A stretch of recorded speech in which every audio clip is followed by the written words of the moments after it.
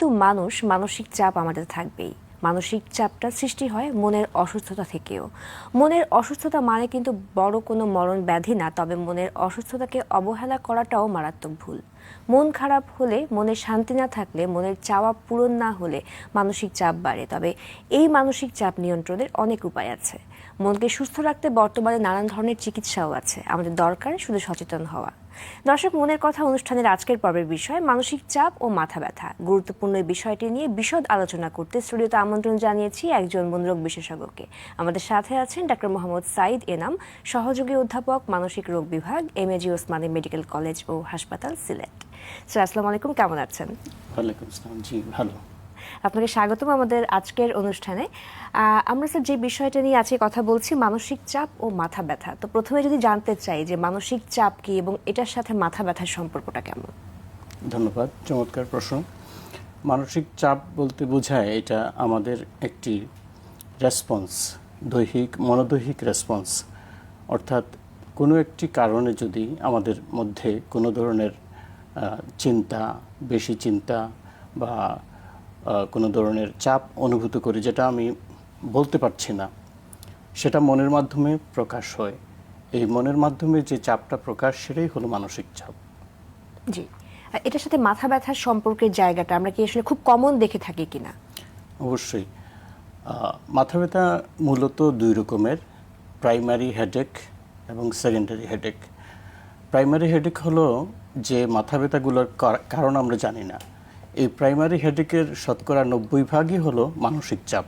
মানসিক চাপ থেকে যে মাথা ব্যথা হয় সেটাই হলো প্রাইমারি হেডেক। খুবই গুরুত্বপূর্ণ এবং এর সাথে সম্পর্ক সবারই জানা উচিত। জি, অনেক ধন্যবাদ। এমনি যদি আমরা মানসিক চাপের বিষয়গুলো দেখি, আমাদের বর্তমান প্রেক্ষাপটে আমরা অনেক কিছু নিয়ে প্রতিনিয়ত আসলে ডিল করছি। মানসিক চাপ অটোমেটিক কিন্তু আমাদেরকে অনেকটুকুই বেশি আমাদেরকে আমাদের সব কিছু মানসিক সুস্থতার জায়গাটা ব্যাহত করছে। সেক্ষেত্রে কিভাবে শরীরের উপর প্রভাব ফেলে এই বিষয়টা? মানসিক চাপ থেকে মুক্তি পেতে আমাদের যে ইনবর্ন রিফ্লেক্স, এটাকে আমরা বলি ফাইট অর ফ্লাইট রিফ্লেক্স। অর্থাৎ যখন কোনো ধরনের চাপ বা টেনশন আমরা অনুভূত করি, তখন আমাদের মধ্যে দুটো জিনিস হয়। ইধার আমরা এটা মোকাবেলা করব, ফাইট করব, অথবা এটা থেকে আমরা সরে যাব। তো এই ফ্লাইট অ্যান্ড ফাইট রেসপন্স থেকেই আমাদের যে মানসিক চাপ, সেটা থেকে মাথা ব্যথা উৎপত্তি হয়। মাথা ব্যথা থেকে মুক্তি পেতে হলে প্রথমত আমাদের জানতে হবে যে মাথা ব্যথার কারণটা কি। যদি দেখি যে আমরা কোনো কারণ পাচ্ছি না, সেটা হতে পারে তাইলে মানসিক চাপের জন্য। মানসিক চাপের কারণ কোনো প্যাথোলজিক্যাল কারণ না, এটা মন থেকে উদ্ভূত। এখন এই মানসিক চাপ কেন হচ্ছে সেটা খুঁজে বের করতে হবে। আমাদের নানান কারণে হতে পারে, যেমন পারিবারিক জীবনে হয়তো আমরা কোনো ধরনের অস্বস্তিতে আছি, আমাদের পারিবারিক জীবনে কোনো ধরনের সম্পর্কের টানাপোড়েন হচ্ছে যা আমরা বলতে পারছি না, অথবা আমরা হয়তো একটি কোনো কঠিন পরিস্থিতির মধ্যে দিয়ে যাচ্ছি, অথবা শিক্ষার্থী হলে তার পরীক্ষার জন্য তার একটা মানসিক চাপ থাকবে, চাকরিজীবী হলে তার চাকরির স্থলে কোনো ধরনের প্রেশার আছে কি না যেটা সে বলতে পারছে না। শিশু অবস্থায় বাচ্চারা নানান ধরনের ট্রমার শিকার হয় এবং সেটা সে বলতে পারে না, এটা থেকেও মানসিক চাপ সৃষ্টি হয়। আরও হতে পারে নানান রাষ্ট্রীয় কারণেও হতে পারে, যেমন আমরা গত বছর দেখেছি অনেক শিক্ষার্থী একটা বিরূপ পরিস্থিতির মধ্যে গিয়েছে।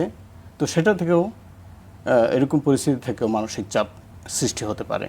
জি, ধন্যবাদ। এই যে মানসিক চাপজনিত কারণে যে মাথা ব্যথার ব্যাপারটা হয়, এটা কি আসলে ছেলে মেয়ে বা শিশু এই বয়সগত কোনো পার্থক্য রয়েছে কিনা? না, এরকম কোনো পার্থক্য নেই। সবারই মানসিক চাপগতভাবে হতে পারে, তবে 20 থেকে 40 বছরের মধ্যে তাদের মধ্যে এটা একটু বেশি হয়। জি, ধন্যবাদ। মানসিক চাপের বিষয়টা যদি আমরা প্রথমত একটু ফোকাস করি, কি করে বুঝবো যে একটা প্রাপ্তবয়স্ক মানুষ বা যে মানুষই মানসিক চাপে ভুগছেন? চমৎকার প্রশ্ন। আসলে মানসিক চাপ আমাদের দেশে খুব একটা গুরুত্ব সহকারে দেখা হয় না, মনোরোগকেও গুরুত্ব সহকারে দেখা হয় না। তো মানসিক চাপের জন্য যদি মাথা ব্যথা হয় তাহলে আপনি তার ওই কারণটি সম্পর্কে বিশদভাবে আলোচনা না করলে, ওই মানসিক কারণ সম্পর্কে কোনো ধরনের প্রতিকার না নিলে আপনি মাথা ব্যথার জন্য যতই ওষুধ দেন এটা তার লাভ হবে না। ইভেন যদি আপনি বছরের পর বছর এই কারণটি অবহেলা করে, না জানিয়ে বা না প্রতিকার চেয়ে আপনি যদি ওষুধ খেতে থাকেন তাহলে সেই ওষুধ খাওয়ার জন্য আবার আরেক ধরনের মাথা ব্যথা হবে। তো আমি বলতে চাই দর্শকদের যে মানসিক চাপ বা স্ট্রেস যদি থাকে সেটাকে অবশ্যই আপনাকে গুরুত্ব দিতে হবে। এটা মানে লুকানোর কিছু নেই। নিঃসন্দেহে সেই ক্ষেত্রে লক্ষণগুলো আসলে কেমন হতে পারে, যে কেউ বুঝবে কি করে যে আমরা মানসিক চাপে আছি? মানসিক চাপের কিছু দৈহিক রেসপন্স আছে, ফিজিক্যাল, যেমন তার বুক ধড়ফড় করবে, পালপিটেশন হবে, তার বাওয়েল ডিস্টারবেন্স হবে, ইউরিনারি ইনকন্টিনেন্স হবে, কাঁপবে, শাই ফিল করবে, একা থাকবে। এগুলো হলো মানে শারীরিক কিছু। মানসিকভাবে যেটা, সে একা থাকবে, কারোর সাথে কথা বলবে না, অথবা রিয়েক্টিভ হবে, কেউ কথা বললে চেতে যাবে, তার সাথে ভালো কথা বললেও সে ভালো রেসপন্স করবে না, তা মানে সহযোগিতা করবে না। এ সমস্ত যদি আমরা লক্ষণ কারোর মধ্যে দেখি তাহলে বুঝবো যে তার মধ্যে একটু মানসিক সমস্যা রয়েছে, মানসিক চাপ রয়েছে। সুতরাং এটা কিশোর, শিশু, কিশোর, বড় সবার ভেদেই কি একই রকম লক্ষণগুলো প্রকাশ পায় কিনা? অলমোস্ট একই রকম। তবে যেহেতু শিশু, কিশোর, তরুণ, তাদের কোপিং ক্ষমতা মানে বাড়ন্ত, বেড়ে উঠছে, সুতরাং তাদের মধ্যে রেসপন্সটা হয়তো কিছু কিছু রেসপন্স অনেক বেশি থাকবে। বড়দের মধ্যে যেহেতু সে অ্যাডাল্ট, অনেক দিন পেরিয়ে গেছে, অনেক তার পারিপার্শ্বিক শিক্ষা নিয়েছে, সেক্ষেত্রে তার রেসপন্সটা একটু কম হবে। জি, ধন্যবাদ। আমরা সবসময় একটা টার্ম শুনতে পাই, টেনশন হেডেক। তো এই বিষয়টা আসলে কি? টেনশন হেডেক এটা খুবই গুরুত্বপূর্ণ এবং সবচেয়ে কমন, মাথা ব্যথার জন্য সবচেয়ে কমন সেটা হলো টেনশন টাইপ হেডেক, TTH আমরা বলি। সেটা হলো মানসিক চাপ থেকে যে মাথা ব্যথা হয়, এটাই হলো টেনশন হেডেক। এবং আমরা আরেকটি টার্ম দর্শকরা প্রায়ই বলেন বা আমাদের রুগীরা প্রায়ই বলে যে মাইগ্রেন, যে আমার মাইগ্রেন হয়েছে বা আমার মাইগ্রেনের সমস্যা অনেক দিন থেকে। এখন এই টেনশন টাইপ হেডেক আর মাইগ্রেন এই দুটো কি এক কিনা, আবার কেউ কেউ এই দুটোকে এক করে ফেলেন। এই দুটার বেসিক ডিফারেন্স হলো, টেনশন টাইপ হেডেক তার একটা টেনশন থাকবে এবং তার মাথা ব্যথার ধরনটাও একটু আলাদা হবে। মাইগ্রেনের মাথা ব্যথা যেরকম, টেনশনেরটা একটু আলাদা। যেমন টেনশন হলো তার মাথার দুপাশে হবে, সারা মাথা হবে এবং ঘাড়েও হতে পারে, এবং তার মনে হবে যে তার মাথা কেউ যেন ব্যান্ড বা রশি দিয়ে টাইট করে বেঁধে রাখছে, অর্থাৎ কন্টিনিউয়াস। এবং এটা তীব্রতা খুব বেশি না, মৃদু থেকে মাঝারি। আর মাইগ্রেনের ক্ষেত্রে এটা হবে সাধারণত মাথার এক পাশ, এবং এটা থ্রম্বিং, মানে আসছে যাচ্ছে। তার মনে হবে, অথবা রুগী এসে প্রায় বলে যে স্যার আমার মাথার মধ্যে কে যেন হাতুড়ি দিয়ে পেটায়, অর্থাৎ একটু পরপর এবং একটু বেশি তীব্র। তো এই হলো বেসিক ডিফারেন্স, যে টেনশন টাইপ হেডেক এবং মাইগ্রেনের বেসিক ডিফারেন্স হলো যে টেনশনটা সারাক্ষণ থাকবে, কিন্তু মাইগ্রেনেরটা একটু পরপর হবে। সারা সময়ব্যাপী, মানে সারা সময়ব্যাপী মাইগ্রেনটা থাকবে, মানে টেনশনটা থাকবে। হিপনিক হেডেক, এই বিষয়টাও কি আসলে টেনশন হেডেকের মতোই কিনা? হিপনিক হেডেক এটি একটি আপনি কঠিন একটি টার্ম বললেন, মানুষ বুঝবে না, কিন্তু বাংলায় বললে সবাই বুঝবে বা কেউ কেউ মানে ধরে নিতে পারবে। হিপনিক হেডেক হলো একটা ইন্টারেস্টিং, যেটা হলো যে ঘুমের মধ্যে মানুষের মাথা ব্যথা শুরু হয়, রোগীর মাথা ব্যথা শুরু হয়। এটা খুবই আনকমন, তবে পাওয়া যায়। এটা আমি পেয়েছিলাম একবার। এটা হলো সে যখন ঘুমে যাবে, ঘুমের 3 থেকে 4 ঘন্টা পরে তার এত মাথা ব্যথা হবে যে তার ঘুম ভেঙে যাবে। তারপর সে একটু রেস্টলেস হবে, হয়তো পানি খাবে, চা খাবে, কফি খাবে, তারপর আবার ঘুমিয়ে যাবে। এটি হলো হিপনিক হেডেক। এটার সাথে কি মানসিক চাপের কোনো সম্পর্ক আছে নাকি এটা নিউরোলজিক্যাল কোনো বিষয়? না, এটার সাথে এরকম পুরোপুরি মানসিক চাপের কোনো সম্পর্ক নেই, এবং এটার কোনো প্যাথোলজিক্যালও, যেমন ধরেন তার হাইপারটেনশন আছে কিংবা ডায়াবেটিস আছে, এরকমও কোনো রিলেশন নেই। জি, ধন্যবাদ। আমরা অনেক সময় দেখতে পাই যে অনেকে ঘুম থেকে উঠে বলছে ঘুমাচ্ছে, আমরা তো মনে করি যে ঘুমালে মাথা ব্যথা কমে যায় রেস্ট নিলে প্রপার, কিন্তু ঘুম থেকে ওঠার পর অনেকে ফ্রেশ ফিল করেন না, তখন একটা মাথা ব্যথা শুরু হয়। তো এই বিষয়টা আসলে ভেরি গুড। এটা আসলে আপনি স্লিপ হাইজিন দিকে ইঙ্গিত করছেন। ঘুম আসলে যে চোখ বন্ধ করে থাকলাম, বিছানা শুয়ে থাকলাম, ইট ইজ নট স্লিপ। ঘুম হলো নিরবিচ্ছিন্ন এবং গভীর ঘুম, এবং ঘুমের পর ওঠার পর তাকে ফ্রেশ লুক লাগবে, তার ভালো লাগবে, তার মনটা ভালো থাকবে। This is the sign of sleep hygiene or good sleep. এখন কেউ যদি ঘুমিয়ে থাকেন, চোখ বন্ধ করে আছেন, বিছানায় শুয়ে আছেন, কিন্তু তারপরও তার এটা ভালো ঘুম নাও হতে পারে। হয়তো তার ঘুমটা হালকা ঘুম, অথবা ঘুমের মধ্যে অনেক ধরনের ডিস্টারবেন্স আছে, আমরা যেটা প্যারাসোমনিয়া বলি, এটা থাকতে পারে। অনেক সময় ঘুমের মধ্যে অনেকে চিৎকার করে, ঘুমের মধ্যে কথা বলে, ঘুমের মধ্যে ঘুমের মধ্যে হাঁটে, যেটা হয়তো আমরা দেখলে পরে একটু ভয় পেয়ে যাই যে ঘুমের মধ্যে হাঁটছে, হাঁটাহাঁটি করতেছে ঘরের মধ্যে, ইভেন ঘুমের মধ্যে খাচ্ছে। এমনও হতে পারে ঘুমের মধ্যে গিয়ে সে কাউকে খুন করে আসছে, কিন্তু সে জানে না সে ঘুমের মধ্যে। তো এই ডিসঅর্ডারগুলো থাকলে কিন্তু আমরা তাকে ভালো ঘুম বলবো না, এবং এরকম যদি সমস্যা থাকে তাহলে নিশ্চিত সকালবেলা উঠে তার আনফ্রেশ লাগবে, খুব তার একটু উদ্বিগ্নতা লাগবে বা মন খারাপ থাকবে, কেমন কেমন যেন লাগবে তার। জি, আমরা তো সবসময় বলি যে ঘুমটা আসলে মূল চালিকা শক্তি, সারাটা দিন একটা মানুষ কিভাবে কর্মক্ষম থাকবে, সেক্ষেত্রে একটা ভালো ঘুমের জন্য কি কি টিপস আসলে ফলো করা উচিত? এটা ভালো বলেছেন। ঘুম আসলে ব্রেনের খাবার।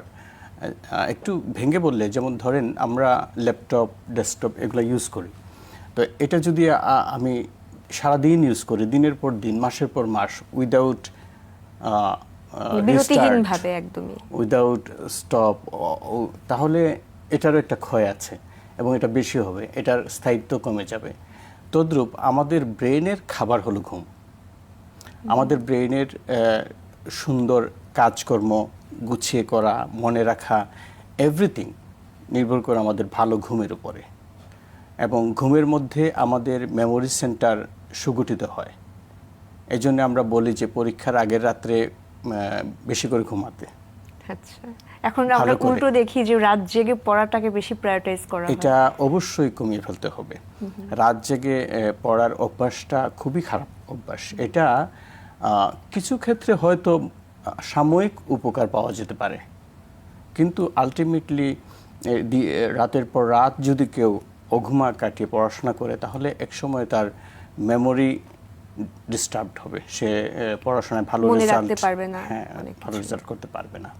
এই জন্যে দৈনন্দিন জীবনে চলার জন্যে, পড়াশোনার জন্যে, ভালো কাজের জন্যে, কারো কাছ থেকে ভালো কাজ পেতে হলে ভালো ঘুম প্রয়োজন, এবং তার ভালো ঘুম হচ্ছে কিনা সেটাও খেয়াল রাখা প্রয়োজন। জি, ধন্যবাদ। এই যে মানসিক চাপ এবং মাথা ব্যথা অনেকটুকুই কমন, আমরা যেটা এতক্ষণ আমি আলোচনায় বুঝতে পারলাম। এই বিষয়টা নিয়ন্ত্রণে রাখতে কোন ধরনের চিকিৎসা বা থেরাপি আসলে কার্যকর? চিকিৎসা হবে কারণ অনুযায়ী। এখন আমরা যদি দেখি যে তার মাথা ব্যথাটা হচ্ছে মানসিক চাপের জন্যে, তাহলে তার মানসিক চাপ রিলিফের জন্যে, কমানোর জন্যে যত ধরনের কিছু করা যায় তা করতে হবে। এখন মানসিক চাপ তো আপনি আর ওষুধ দিয়ে নিয়ন্ত্রণ করতে পারবেন না। মানসিক চাপ মনে হচ্ছে যে তার মনের মধ্যে চাপ, তার মনের উপর একটা চাপ পড়েছে, এটা এখন তার সে মনের চাপটা কমানোর জন্য তার সাথে কথা বলতে হবে, মন খুলে কথা বলতে হবে, তাকে সময় দিতে হবে। কি কারণে তার মানসিক চাপ, তার কি কর্মক্ষেত্রে কোনো সমস্যা হচ্ছে কিনা, সে কি কর্মক্ষেত্রে ঠিকমতো যেতে পারছে কিনা, তার কোনো অসুবিধা হচ্ছে কিনা, সে কী ধরনের স্যালারি পাচ্ছে, তা দিয়ে তার সংসার ঠিকমতো চলছে কিনা, তার ব্যবসা ভালো যাচ্ছে কিনা, পরীক্ষা ভালো হচ্ছে কিনা, তার ফ্যামিলিতে কোনো টেনশন আছে কিনা, প্রিয়জনের সাথে তার কোনো সম্পর্কের টানাপোড়েন হচ্ছে কিনা, বন্ধুবান্ধবীদের সাথে তার কোনো ধরনের সম্পর্কের জটিলতা যাচ্ছে কিনা, এ সমস্ত কারণ যদি না জানা যায় এবং সে যদি শেয়ার না করে, তাহলে তো আপনি এর ফলে যে মাথা ব্যথাটা, এটা তো ওষুধ দিয়ে কমাতে পারবেন না। এই জন্য তার সাথে কথা বলতে হবে এবং যার মাথা ব্যথা তিনিও কথা বলতে হবে। কোনো কিছু লুকানোর বিষয় না। আমাদের দেশে যদিও মানসিক চাপ বা মনোরোগ লুকানো হয়, একটু লজ্জা, একটু স্টিগমা, লোকে কি বলবে, তো এটা আসলে ঠিক না। এটা একটা ব্যাকডোর, চাপ নিতে পারছে না, এটাকে ব্যর্থতার একটা হিসেবে ধরা হয় যে সে ইনকেপেবল, এরকম মনে করা হয়। আসলে তো মানসিক রোগ নিয়ে অতটা সচেতন নয়। যেমন আমি একটু বলি দর্শকদের, আমরা স্যার এই বিষয়ে আরো শুনবো ছোট্ট একটা বিরতির পর। দর্শক, মার্কেন্টাইল ব্যাংক এবং বেঙ্গল কমার্শিয়াল ব্যাংকের সহযোগিতায় আপনারা দেখছেন মনের কথা অনুষ্ঠান। এই মুহূর্তে নিয়ে নিচ্ছি ছোট্ট একটি বিরতি, পাওয়ার্ড বাই বেনিবুনন। বিরতির পর আমরা গুরুত্বপূর্ণ এই বিষয়টি নিয়ে আরো অনেক আলোচনা করব। আর টিভির সাথেই থাকুন।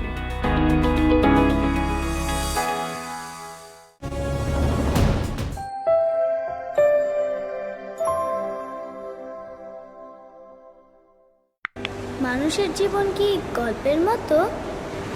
আমার জীবনে আমি যা যা চেয়েছি হয় অর্জন করেছি, না তো ছিনিয়ে এনেছি। এলাকায় কোনো নতুন সুন্দরী মায়া আসলে তোর লিস্টের মধ্যে অটো আপডেট করে দিবি। তুই তো একটা পেটতারো, তুই তো একটা প্রেমেন্ট। আমি বড় হয়েছি। ওই লোকটাকে থাপ্পড় মারলা কেন? সমাজ থেকে ডর বইটাকে চাপা। আপা, বউয়ের অফিসে হাজবেন্ডের চাকরি করা তো ঠিক হবে না। ও মাই গড, বিমান জামাই আমার গাড়ির সাথে ড্রাইভার কিনে নিয়ে আইছে। আমার স্বামীকে বিয়ে করে আমাকে মা ডাকা হচ্ছে না? প্রত্যেক বছর আমাদের একটা দিন আসে, আমি আমার পুরোটা জীবন তোমাকে দিয়ে দেবো, তুমি শুধু তোমার জীবন থেকে 2 বছর আমাকে দাও। খালি চোখে যা দেখা যায় তা কিন্তু সবসময় ঠিক না। যারা ভালোবাসাকে খেলা করে তারা কখনো সত্যিকারের ভালোবাসা পায় না। আমি মদ খাবো না। আরে বাবা, এটা খাওয়ার সময় আমার মেয়ে মানুষের সঙ্গ প্রয়োজন হয়।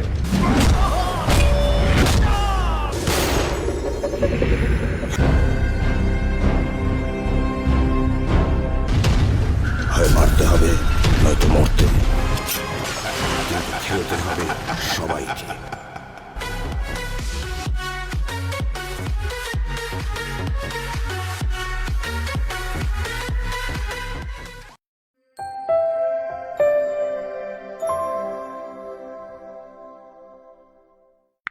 মানুষের জীবন কি গল্পের মতো? আমার জীবনে আমি যা যা চেয়েছি হয় অর্জন করেছি, না তো ছিনিয়ে এনেছি। এলাকায় কোনো নতুন সুন্দরী মায়া আসলে তোর লিস্টের মধ্যে অটো আপডেট করে দিবি। তুই তো একটা পেটতারো, তুই তো একটা প্রেমেন্ট।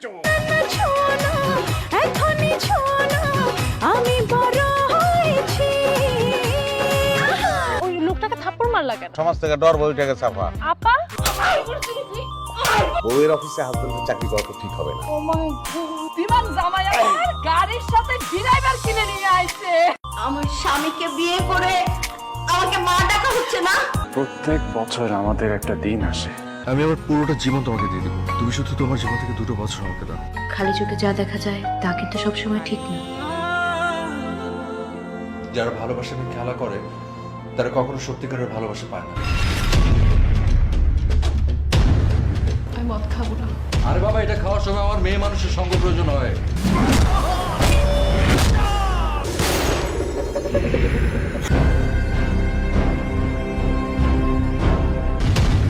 হয় মারতে হবে, নয়তো মরতে। পাওয়ার্ড বাই বেনিবুনন। আজকের পর্বের বিষয় মানসিক চাপ ও মাথা ব্যথা। আমাদের সাথে আছেন মনোরোগ বিশেষজ্ঞ ডাক্তার মোহাম্মদ সাইদ এনাম। স্যার, আপনি বলছিলেন যে আপনার ব্যক্তিগত অভিজ্ঞতা জায়গা থেকে আরো বিস্তারিত যদি বলতেন এই বিষয়ে। হ্যাঁ, আমাদের দেশে আসলে মনোরোগ বা মানসিক রোগ বা মানসিক চাপ, মন সম্পর্কিত যে সমস্ত কথাবার্তা, সেগুলো মানুষ লুকিয়ে থাকেন, অত সচেতনভাবে প্রকাশ করেন না। একটু লজ্জা থাকে যে আমার তো মনের রোগ বা মানসিক রোগ, লোকে কি বলবে, আমি কি পুরো আউট হয়ে গেলাম কি না।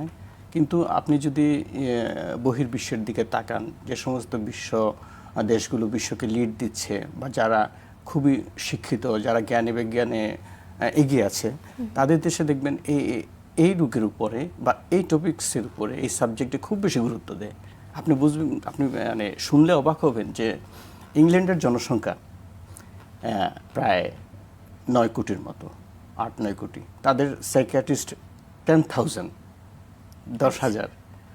আর আমাদের দেশের জনসংখ্যা 19 কোটি, কিন্তু সাইকিয়াট্রিস্ট 350 বড়জন।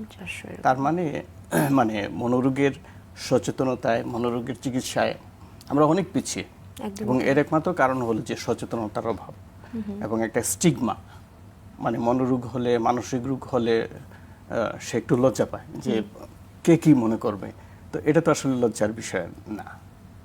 এবং মনোরোগ চিকিৎসার বিদ্যা বিষয়। পড়া নিয়েও তো স্টিগমা, যে তুমি কি পাগলের ডাক্তার হবা শেষ পর্যন্ত, সেটা নিয়েও সেটাই, স্টিগমা হ্যাঁ, রয়েছে। অনেক স্টিগমা, যে উনি সাইকিয়াট্রি পড়লো কেন, হ্যাঁ, ইত্যাদি।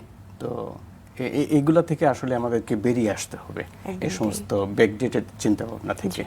একদমই তাই, এটার কোনো বিকল্প নেই। আমরা এই বিষয়ে স্যার একটু যদি জানতে চাই যে আপনি তো Sylhet MAG Osmani medical college এবং হাসপাতালে স্যার রয়েছেন দীর্ঘ সময় যাবত, তো আমরা জানি যে মানসিক স্বাস্থ্য নিয়ে সচেতনতা খুব বেশি শহর কেন্দ্রিক। আসলে এই বিষয়টা আসলে কেমন, আসলে কি শহর কেন্দ্রিক স্টিগমা বা মিথস কাদের মধ্যে সব থেকে বেশি, এবং প্রান্তিক জনগোষ্ঠীর কাছে এই বিষয়গুলো আসলে কেমন? হ্যাঁ, আপনি ঠিক বলেছেন। এমনিতেই তো আমাদের সচেতনতা কম, তার মধ্যে আপনি বলেছেন যে শহর কেন্দ্রিক সচেতনতা আছে, এটা ঠিক আছে কথাটা, যে আমাদের মানসিক রোগ নিয়ে শহরের মানুষ সচেতন। শহরের মানুষ সচেতন বলতে শহরের মানুষ বেশিরভাগই শিক্ষিত মানুষ, হ্যাঁ, তাদের শিক্ষার আলো তাদের পরিবারে আছে, সমাজে আছে বা অ্যাসোসিয়েশনে আছে, তারা এটা জানতে পারে। গ্রামে এটা কম, শিক্ষার হার কম, এবং গ্রামে মানসিক রোগকে ভৌতিক রূপ মনে করে, যে পরি ধরেছে বা কিছু একটা আসর করেছে।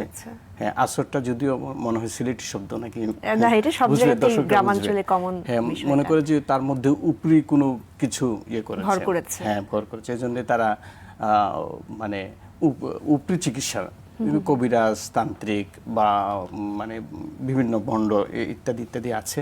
তো এতে তার মনোরোগ বা মানসিক রোগ আরো খারাপ হয়। অনেকে অ্যাবিউজের শিকার হয়, অনেকে পরিবার নিঃস্ব হয়, এবং এটা তো আসলে সায়েন্টিফিক চিকিৎসা না। একদমই তাই। তো আমাদের উচিত হবে, আমাদের ফোকাস হবে যে মানসিক সচেতনতা বৃদ্ধি করা এবং প্রান্তিকের মধ্যে বেশি বেশি করে।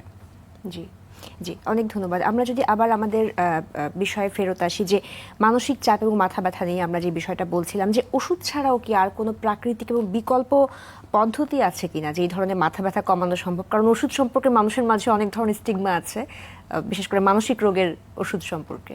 না, মানসিক রোগের ওষুধ সম্পর্কে স্টিগমা যেটা বললেন খুবই যৌক্তিক, যে মানুষ মনে করে যে মানসিক রোগের ওষুধ খেলে মনে হয় ঘুম হয় বা আরো খারাপ হয়। আসলে তা না, মানসিক রোগের ওষুধ তো এখন অত্যন্ত মডার্ন, অনেক ভালো ভালো ওষুধ চলে আসছে। এখন মানসিক রোগের কারণে মাথা ব্যথা হলে আপনাকে মানসিক রোগের জন্য, যেমন ডিপ্রেশনের জন্য হতে পারে, অ্যাংজাইটির জন্য মাথা ব্যথা হতে পারে, সেক্ষেত্রে কিছু ওষুধ আমরা দেই। যেমন আমাদের ব্রেনে যদি সেরোটোনিন রিসেপ্টর বা আরও কিছু ডোপামিন, এগুলোর যদি কোনো ধরনের ইমব্যালেন্স হয় এবং তার জন্য যদি কোনো ধরনের মাথা ব্যথা হয়, তাহলে আমরা সেরোটোনিন ব্লকার দেই বা ডোপামিন এগোনিস্ট বা অ্যান্টাগনিস্ট এগুলো দেই। আর হলো মানসিক চাপ কমানোর জন্যে অনেক সময় সাইকোথেরাপি খুব ভালো কাজ করে। যেমন আপনি একজন কাউন্সিলর, সাইকোথেরাপি আপনি জানেন এটা। যদি যেমন ধরেন কারোর সম্পর্কে টানাপোড়েন হচ্ছে, এখন স্বামী স্ত্রীতে তার বনিবনা হচ্ছে না, এটা সে বলতেও পারছে না, কাউকে সইতেও পারছে না। এই সমস্যার তো আপনি মেডিসিন দিয়ে ঠিক করতে পারবেন না। এটার জন্য তাকে আপনার কাছে যেতে হবে, কাউন্সিল নিতে হবে, সেশন নিতে হবে, তাকে বোঝাতে হবে যে প্র্যাকটিক্যালি কীভাবে এই সমস্যা থেকে উতরানো যায়। এটা হলো সাইকোথেরাপি। এক্সারসাইজ, এটা খুবই ইফেক্টিভ। মানসিক চাপ থাকলে প্রত্যেক দিন সকালে ভোরবেলা নামাজ পড়ে হয়তো আপনি 1 ঘন্টা, বা আপনার ধার্মিক কোনো কাজ থাকলে সেটা সেরে আপনি 1 ঘন্টা হাঁটলেন খোলা বাতাসে। সকালবেলা তো প্রাকৃতিক পরিবেশ, হ্যাঁ, পরিবেশটা খুবই সুন্দর থাকে। এটা যদি করতে পারে কেউ, তার মোটামুটি 80% মানে মেডিসিন ছাড়াই তার মানসিক চাপ কমবে, আর মানসিক চাপ কমলে তার মাথা ব্যথাটা কমে যাবে। এছাড়াও ভালো অ্যাসোসিয়েশনের সাথে থাকা, ভালো বন্ধু বান্ধব নির্বাচন করা, ভালো ফ্যামিলির সাথে, হ্যাঁ, পারিবারিক বা সামাজিক কিছু হাইজিন মেনটেন করে চলা, জি, এক্ষেত্রেও মানে উপকারী কার্যকর। স্যার, আমরা ইদানিং দেখতে পাই যে স্বাভাবিকভাবে যেহেতু আমরা একটা খুব টেকনোলজিক্যালি অ্যাডভান্স একটা যুগে প্রবেশ করেছি, সুতরাং আমাদের সবারই হাতে হাতে মুঠোফোন, আমরা খুব ডিভাইস ফ্রেন্ডলি সবাই, তো স্ক্রিন টাইমটা আমাদের বড় ছোট থেকে শুরু করে সবারই অনেক বেশি। তো এটা কি আসলে মাথা ব্যথার একটা বড় কারণ হিসেবে মনে করেন কিনা? হ্যাঁ, স্ক্রিন টাইম মাথা ব্যথার একটা উৎস। এখন যেহেতু বিশ্বের সাথে তাল মিলিয়ে দেশ এগিয়ে যাচ্ছে এবং এখনকার যে জেনারেশন জেন জেড বলে মনে তাদেরকে, ওরা তো খুবই স্মার্ট এবং ওদের সবার হাতেই স্মার্টফোন থাকে। তবে ভালো কথা হলো যে তাদের মধ্যে সচেতনতা আছে ওয়ার্ল্ড নিয়ে, কিন্তু বেশি সময় দেওয়াটা ঠিক না। এখন আমি ঘন্টার পর ঘন্টা মোবাইল নিয়ে বসে থাকলাম, সার্চ করতে থাকলাম একটার পর একটা টপিকস, তারপর আমার খাবার দাওয়া, স্লিপ, সব কিছু অ্যাবনর্মালিটি আসলো, তা সেটা কাম্য নয়। মানে স্ক্রিন টাইমটা এখন তো আর আপনি না করতে পারবেন না তাদেরকে, যেহেতু আমরা এক জেনারেশন থেকে আরেক জেনারেশনে চলে আসছি। তো তাদেরকে যাতে বোঝানো যায় যে স্ক্রিন টাইম থাকবে, তবে সেটা যাতে নিয়ন্ত্রণের মধ্যে, সে যাতে তার স্ক্রিন টাইম নিয়ন্ত্রণ করতে পারে, ব্যালেন্স করতে হবে, একটা ব্যালেন্স করে চলতে হবে, বজায় রাখতে হবে। জি স্যার, যে ব্যস্ত জীবনধারার মাঝে আমরা তো সবাই কম বেশি কাজের সাথে জড়িত, এবং তার পরবর্তীতে বাসায় এসেও যেহেতু এখন ম্যাক্সিমাম পরিবারে কিন্তু খুব ছোট পরিবার, সুতরাং নিজেদেরকে অনেক বেশি বাসায় এসে কাজের সুযোগ থাকে। তো এই ব্যস্ত জীবনধারার মাঝেও মানুষ কি ধরনের লাইফস্টাইলটা আসলে মেনটেন করতে পারে যাতে তারা মানসিক চাপটাকে নিয়ন্ত্রণ রাখতে পারে?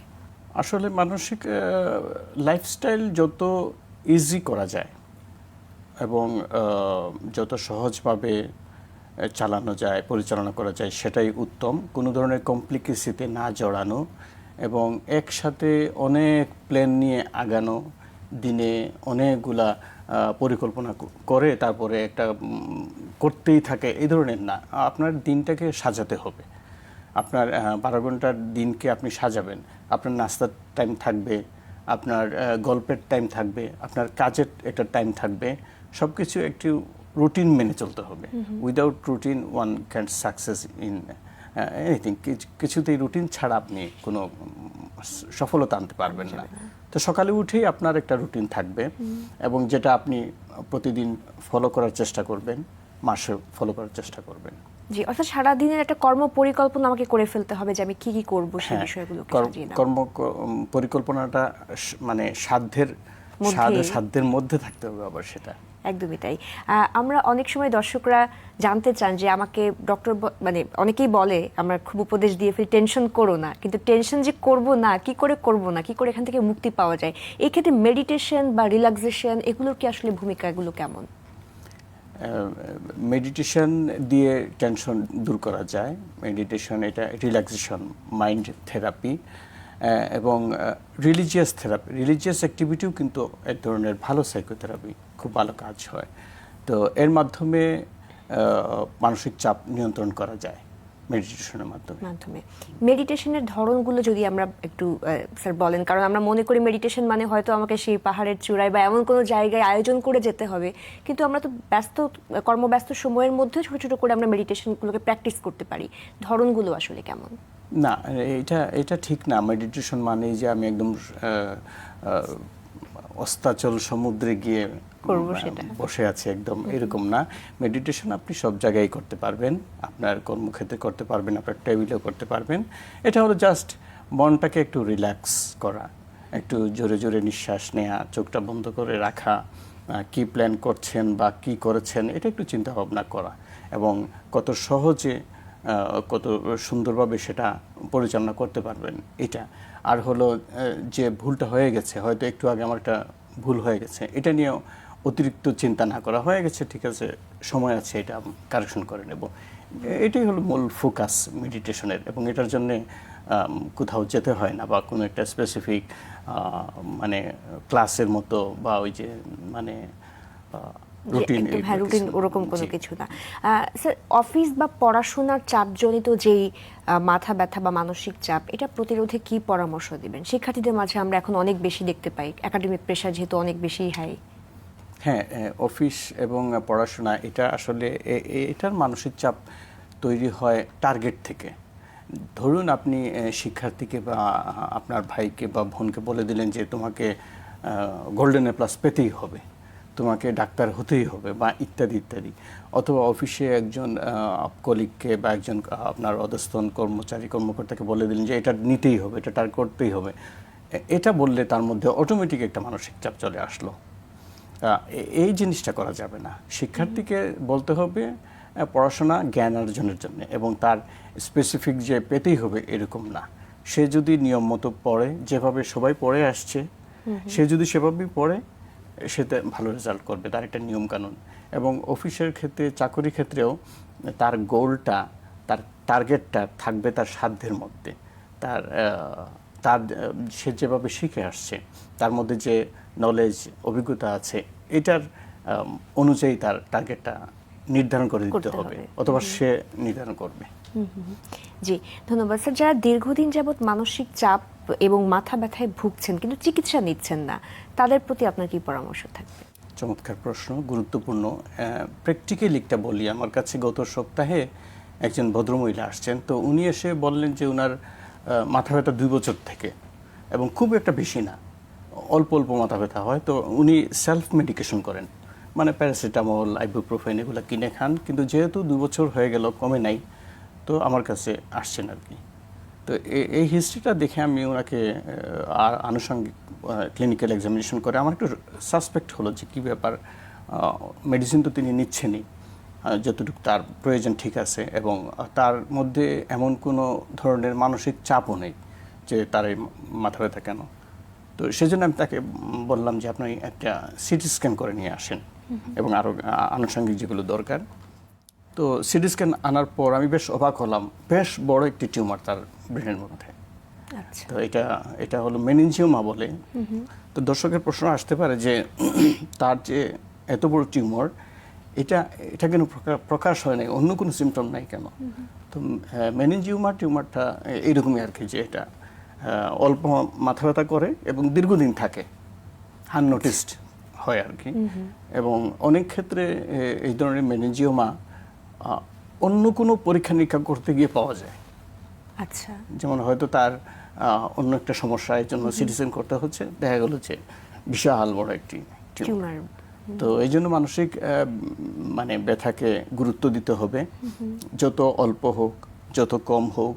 আর তীব্র হলে তো অবশ্যই ঠান্ডার বা তীব্র মাথা ব্যথা আমরা যে বলি আর কি, এটা অত্যন্ত খুব একটা ভালো লক্ষণ নয়। এই ধরনের যদি হঠাৎ করে কারো তীব্র মাথা ব্যথা শুরু হয়, অবশ্যই ডাক্তারের শরণাপন্ন হতে হবে। জি, আমরা অনুষ্ঠানের অনেকটুকু শেষ পর্যায়ে আসছি। তার আগে যদি একটু গুরুত্বপূর্ণ একটা বিষয় নিয়ে একটু ফোকাস করতে চাই, যে গর্ভাবস্থায় কিন্তু অনেক মা স্বাভাবিকভাবে মাথা ব্যথা বা এই হরমোনাল অনেক পরিবর্তন হয়, এবং সে অনেক ধরনের এই সমস্যাগুলোর মধ্য দিয়ে যায়। সেই অবস্থায় কি কোনো মেডিসিন রিকমেন্ডেড কিনা, বা তারা ওই সময়টাতে মাথা ব্যথা প্রতিরোধে কি করতে পারেন? হ্যাঁ, এটা খুবই কমন। গর্ভাবস্থায় অনেকের মাথা ব্যথা হয়, এটা অনেক কারণে হয়। একটা হলো টেনশনে হয়, সে একটা পর্যায়ে দিয়ে যাচ্ছে।